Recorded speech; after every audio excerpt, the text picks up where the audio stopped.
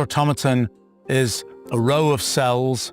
Each cell can be either black or white, for example, and the thing progresses, kind of making a picture down the page, line by line, and each successive line is formed from the one above it by taking each cell and asking what were the colors of that cell and the two neighbors of that cell, for example, on the step before, and then looking up some table to how that cell should be colored on the next step. The very simplest class I've tended to call elementary cellular automata, there are 256 of those. And over the last 45 years or so, pretty much every one of those 256 rules has ended up being useful as a model of something.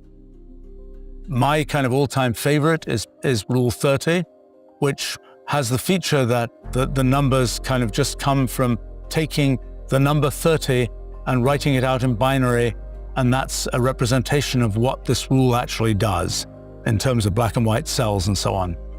Well, Rule 30 has this feature that you started off from just one cell and it produces this extremely complicated pattern.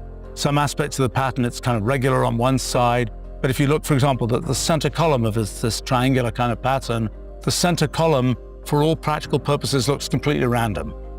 You can't predict it in any way. The only way you can find out what it's going to be, it seems, is by running Rule 30 and seeing what happens.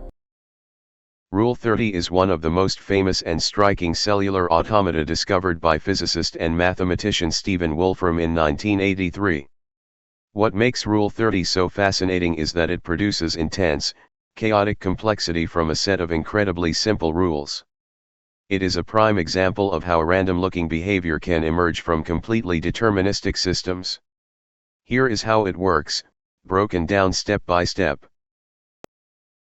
Imagine an infinite grid of square cells, where each cell can be in one of two states, 0, white, or 1, black. To start the system, you begin with a single row where every cell is white, except for a single black cell right in the middle. To generate the next row down, you look at each cell in the current row along with its immediate left and right neighbors. Based on that three-cell neighborhood, the cell directly below will either become black or white. A rule must define what happens for all 8 scenarios.